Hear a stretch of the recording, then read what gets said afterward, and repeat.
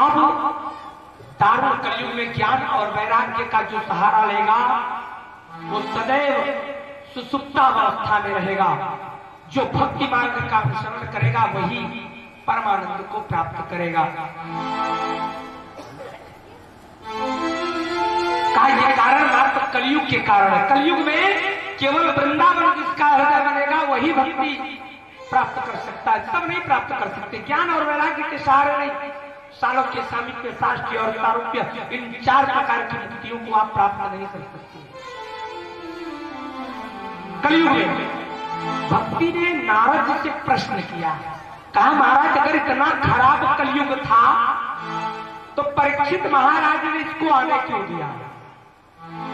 कथम परीक्षिताज्ञा अस्थापितो हसुची कलि प्रवृत्ते कलौ सर्वः सारः पुत्रजतो महा। अगर इस कलयुग में इतना बड़ा गड़बड़ी सन था, केवल वृंदावन में भक्ति युवती रहेगी, बाकी जगह बूढ़ी हो जाएगी, तो कलयुग को रहने क्यों दिया भैया? अरे त्रेता युग में रामेश्वरम धाम में भी भक्ति युवती थी, हर तीर्थों में भक्ति युवती मानी गई है, लेकिन कलयुग में नहीं। कलयुग में केवल वृंदावन में भक्ति युवती बनी। तो कहा महाराज इस कलयुग को महाराज परीक्षित ने आने क्यों दिया? हमें इस कथा को भी सुनना है, सुना दीजिए। कहा बात उस समय की है, एक दिन महाराज परीक्षित शिकार खेलने के लिए गए हुए थे। यदि पृष्ठ प्रेमतः श्रवणम कुरु सर्वमाख्यामि ते कश्मलं ते गमिष्यति। कलयुग एक ऐसा युग है जिसके बारे में तुम्हें भ्रम हो रहा है। भक्ति सुन, कलयुग ने क्या महात्मा बताया हुआ है। एक बार की बात है, महाराज परीक्षित शिकार खेलने गए थे। शिकार खेलते खेलते जंगल में, घनघोर जंगल में चले जाते हैं। उनको प्यास लग गई,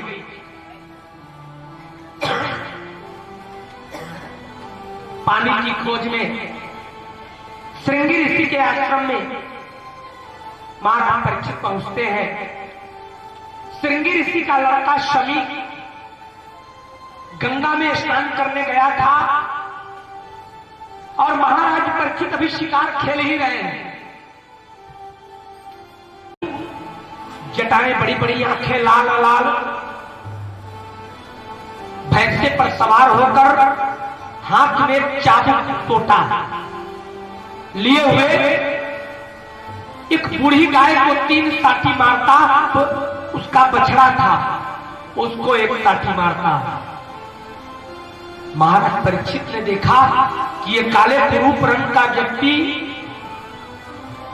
जिस गैया को हम पूजते हैं उसी बूढ़ी गैया को, एकदम जर्जरावस्था में गाय बूढ़ी थी, उसको उस कोड़े से पिटाई कर रहा था वो काले कुरूप रंग का व्यक्ति। और उसका एक बछड़ा था जिसकी 3 टांगे टूट गई थी, 1 टांग बचा हुआ था, 1 टांग पर कुदक रहा था और एक साथी उसको भी मार दे। महाराज परीक्षित पहुंचे, रुक जाओ, तुम अपने निंदनीय कार्य को बंद कर दो वरना मैं तेरे को मार डालूंगा। वो काले कुरूप रंग का व्यक्ति बोला, आप हो कौन? आप अपना काम करो, मैं अपना काम कर रहा हूं। कहा तुम अपना काम नहीं कर सकते, इस राज्य का राजा मैं हूं और जो मैं कहता हूं वही होता है। तो मेरे राज्य में आए हो कौन जो इस बूढ़ी गाय की पिटाई कर रहे हो और जिसकी 3 टांगे टूट गई हैं उस 1 टांग वाले बछड़े की पिटाई क्यों कर रहे हो? उसने हाथ जोड़ा और अभिवादन किया। कहा महाराज आप शायद परीक्षित हैं? कहा हाँ सही पहचाना, मैं परीक्षित हूं। कहा तो मैं अपना भी परिचय बता रहा हूं, मैं आपसे ही मुलाकात करने आ रहा था। तो कहा ये बताओ कि तुम्हारा ये मुलाकात करने का तरीका मेरे को अच्छा नहीं लगा। तुम गाय की पिटाई कर रहे हो, बूढ़ी गाय को। कहा भगवान आप मेरा भी परिचय जान ले। मेरे सबसे बड़े भाई का नाम सतयुग था, दूसरे नाम वाले का त्रेता, तीसरे बड़े भाई का नाम द्वापर, और मैं सबसे छोटा कलयुग हूं। मेरे तीनों भाइयों ने अपना अपना मृत्युलोक में समय भोग कर राज्य कर चले गए। अब मेरा समय आ गया है, और यही बात मैं बताने आपको आ रहा था कि द्वापर गया और मैं आ गया हूं। कहा अच्छा ये बताओ कि तुम इस गाय की पिटाई क्यों कर रहे हो? कहा इसको भी जानो, मैं तो कलयुग हुआ। ये जो गाय बूढ़ी देख रहे हो ना, ये भक्ति है। कहा क्या मतलब? कहा कलयुग में भक्ति बूढ़ी हो जाएगी, जर्जरावस्था में हो जाएगी, फिर भी लोग उसका शोषण करेंगे। कहा अच्छा, कहा ये जो 3 टांगे जिसकी टूटी हुई है, बछड़े रूप में देख रहे हो ना, ये धर्म है। कलयुग में धर्म की 3 टांगे टूट जाएगी, धर्म केवल 1 टांग पर रहेगा। धर्म से कब कोई पतित हो जाएगा कोई ठिकाना नहीं। 1 टांग पर कितनी देर आदमी टिक सकता है? हे भैया, कलयुग में धर्म 1 टांग पर है। महाराज परीक्षित ने कहा क्या कहा? इसकी 3 टांगे तोड़ा किसने? शायद तुमने तोड़ा। कहा मैं कौन होता हूं तोड़ने वाला? राजन कहा टूटी कैसे ये भी बताओ? इस धर्म की 3 टांगे कैसे टूटी? कहा महाराज सतयुग में धर्म को 4 टांगे थी, 4 पैर वाला धर्म था। तब सत्यवादी महाराज हरिश्चंद्र जैसे राजा पैदा हुआ करते थे, जो कि अपने ही संतान की अंधेरी रात में शवदाह करने के लिए अपनी पत्नी से कर लेना नहीं भूलते। कहते नहीं बिना कर दिए मैं तुम्हें, भले ही तुम मेरी पत्नी और मेरा बेटा है, लेकिन मैं अपने धर्म से पतित नहीं होऊंगा। अर्थात जब धर्म को 4 पैर थे, 4 टांग थी, तो सतयुग में महाराज हरिश्चंद्र जैसे राजा पैदा हुआ करते थे। कहा महाराज जब सतयुग मेरा भाई गया तो धर्म की 1 टांग टूट गई। कहा कब टूटी? कहा त्रेता में 1 टांग टूटा रावण के द्वारा, रावण के कर्मों से। रावण जो कि विद्वान था, ज्योतिषी था, पंडित था, तीनों लोगों पर शासन करने वाला, जिसने 64 चौकड़ी राज्य किया है। चौकड़ी क्या है? 1 चौकड़ी सुन लीजिए, समझ में आ जाएगा। सतयुग, त्रेता, द्वापर, कलयुग, ये 1 चौकड़ी हुई। ऐसे ही रावण 64वीं चौकड़ी राज्य कर रहा है। कलयुग बोला राजन, त्रेता युग में 64 चौकड़ी राज्य करने वाला रावण,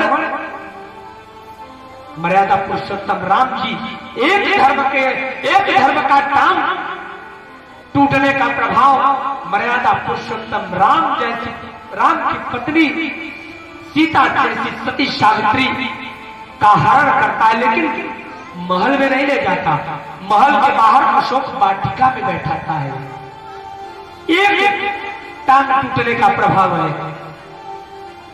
कहा महाराज त्रेता में धर्म की 1 टांग टूटी। जब त्रेता युग समाप्त हुआ, त्रेता ब्रह्मलोक जाने लगा, द्वापर युग आया तो द्वापर युग में 2 टांगे टूट गई धर्म की, 2 पैर टूट गया। तब स्त्रियों की क्या दशा हुई?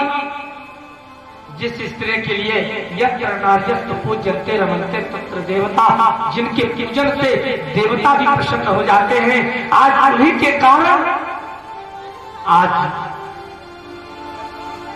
द्वापर युग में 5 महारथियों की पत्नी, 5 महारथियों की पत्नी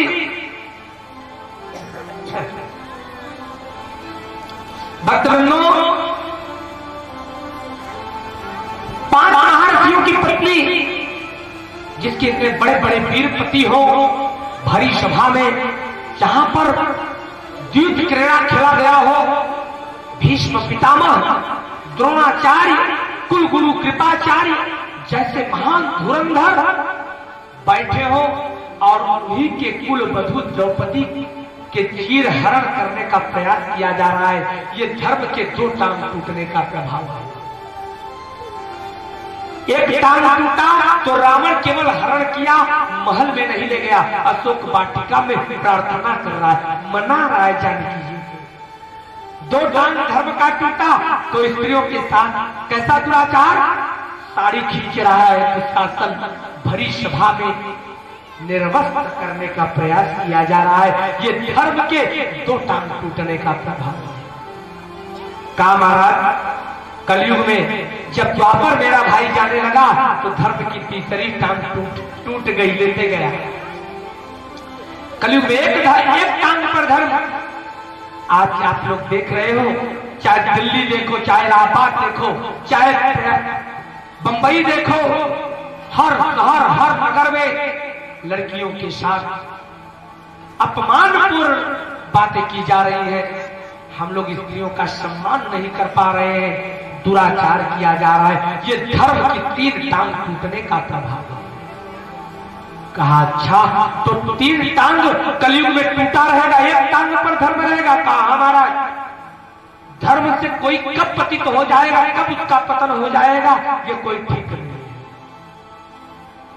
कहा लेकिन कलयुग तो एक काम कर, तू बड़ा गंदा है, इसलिए तू यहीं से लौट जा और जा द्वापर को भेज दे। कहा नहीं महाराज, ये भी नहीं हो सकता, अब मेरा राज्य में आप शासन करेंगे, यही विधि का विधान है। मैं आ चुका हूं, मुझे निवास का स्थान दीजिए। कहा नहीं, मैं तेरे को मार डालूंगा। कहा नहीं महाराज, आप मार नहीं सकते, मेरे अंदर जितनी बुराइयां हैं उससे कहीं 4 गुना 10 गुना 1000 गुना अच्छाइयां भी हैं। अच्छाइयां क्या है? कहा सुनो, सतयुग में 1000 वर्ष तपस्या करने से जो फल त्रेता युग में, सतयुग में 10,000 वर्ष तपस्या करने से जो फल मिलेगा, त्रेता युग में 1000 वर्ष से तपस्या करने से वही मिल जाएगा। द्वापर में 100 वर्ष तपस्या कर और कलयुग में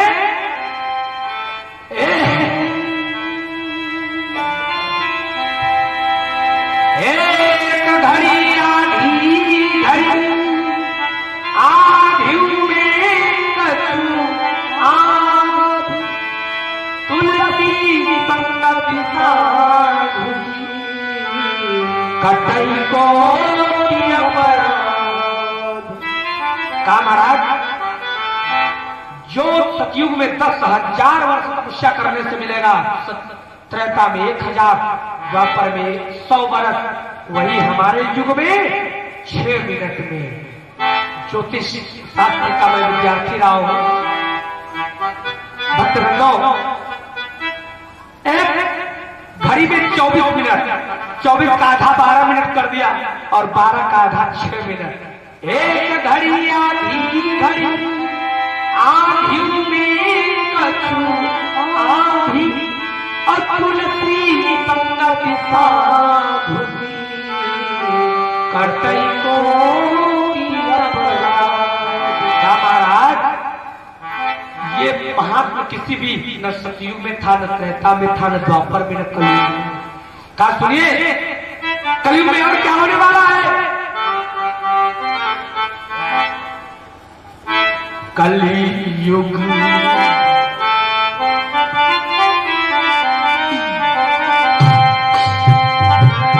कलयुग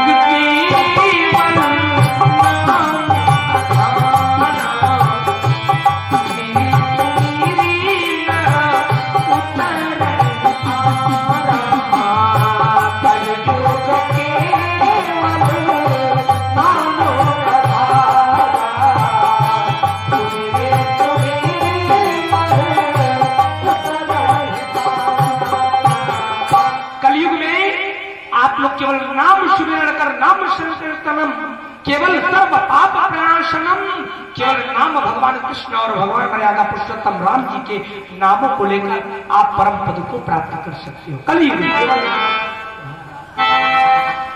और क्या बिहारी हाथ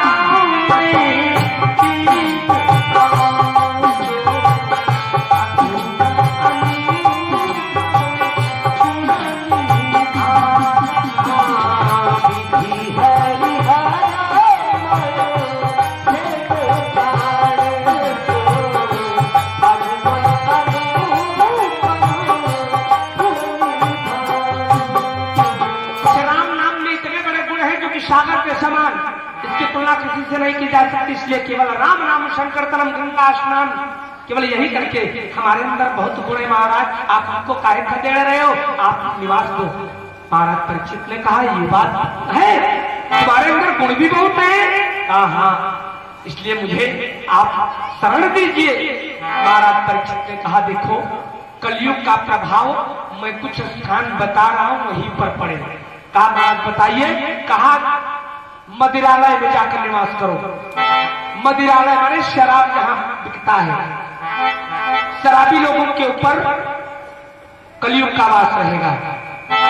दूसरा स्थान जुआलय, क्योंकि महाराज परीक्षित ने द्विज क्रीड़ा में जब उनकी दादी का अपमान हुआ तो राज्य सत्ता में आते ही जो भी द्विज क्रीड़ा खेलता पाया जाएगा उसे चौराहे पर फांसी दे दी जाएगी। इससे कोई दिन से कोई भी दंड नहीं था।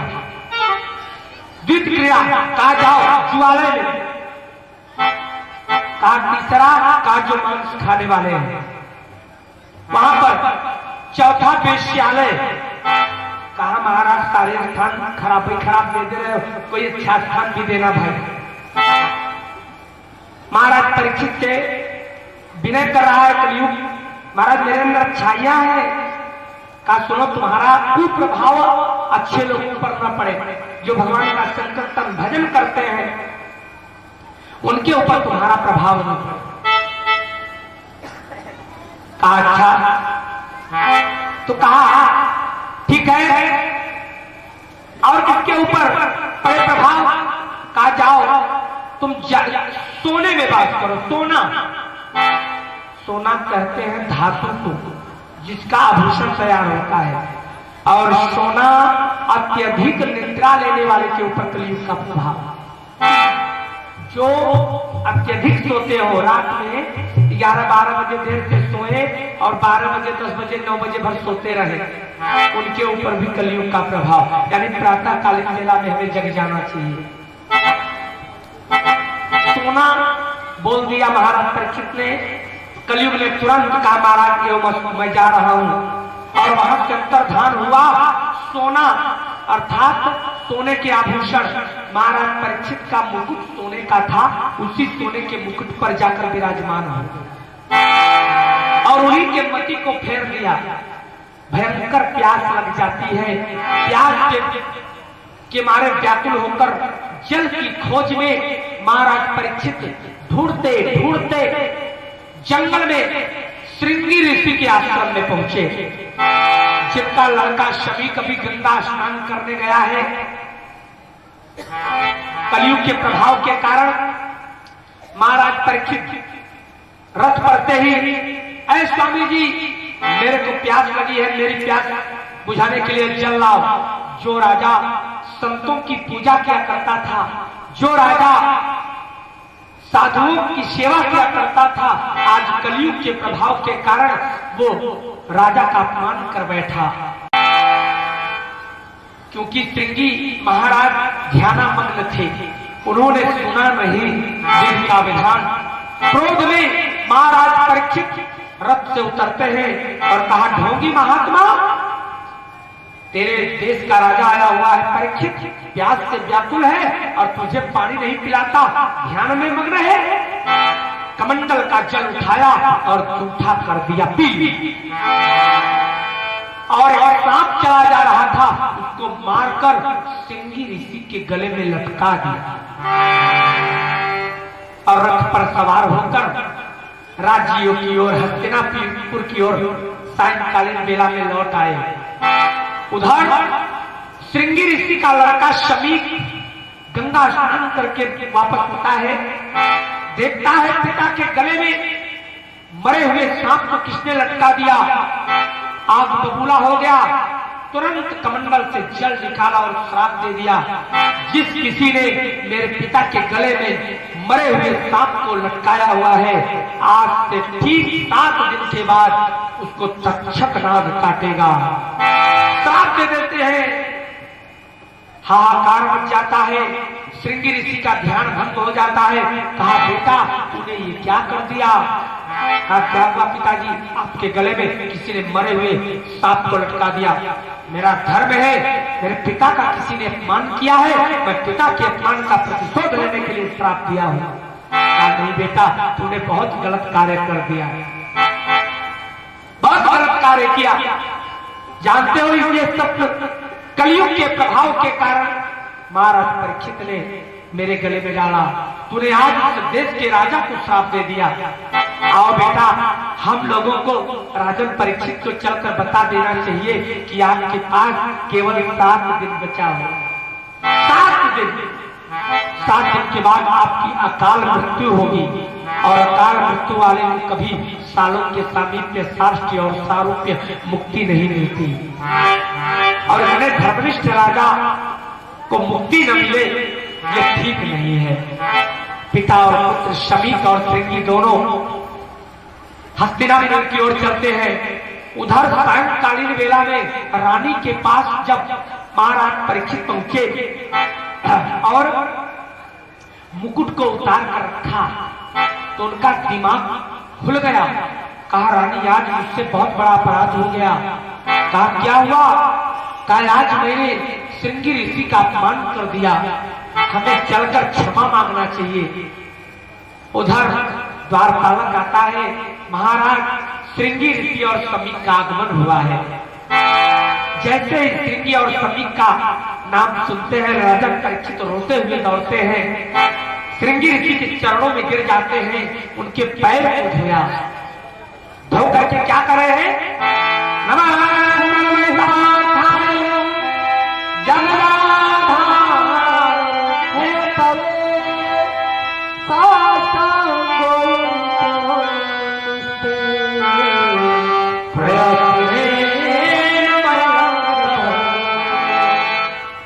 चरण को धोया और धोकर अपने सिर पर रखा। कामरा क्षमा कर दे, मेरी मति को क्या हो गया था? बिना सकाले विपरीत बुद्धि। आज क्या हो गया जो आपके गले में मैंने मारे हुए सांप को लटका दिया? मुझे क्षमा करें। श्रृंगी ऋषि के आंखों में आंसू आ गया। काश मैं राजन तुम्हें क्षमा कर पाता। मेरे पुत्र ने तुम्हें श्राप दे दिया है, अब तेरे पास केवल 7 दिन बचा हुआ है और 7 दिन के बाद तेरी मृत्यु हो जाएगी। इसलिए क्या करोगे आप? तुम कोई ऐसा उपाय करो कि अकाल मृत्यु के बाद भी तुम्हें सालों के सामीप्य साष्टी या सारूप्य मुक्ति मिल जाए, भगवान के रूप में प्राप्त कर लो। लेकिन किसी भी स्थिति में मोक्ष नहीं मिलता। अगर अकाल मृत्यु किसी का हो गया है तो उसी समय विचार में पड़ गए, मैं कौन सा उपाय करूं? सुखदेव जी का आगमन होता है, कल मैंने बताया था।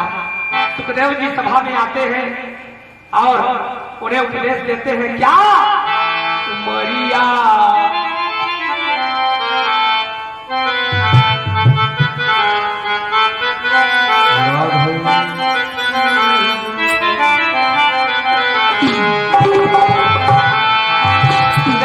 सुनो, एक नहीं 1000 सांप काटेगा तो भी मैं तुम्हें शरीर पर धाम भेजूंगा।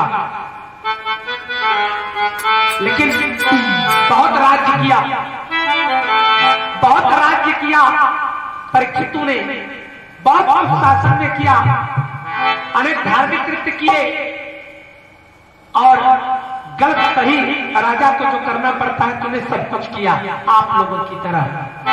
लेकिन उनके समय में क्या करना है सिया राम जी?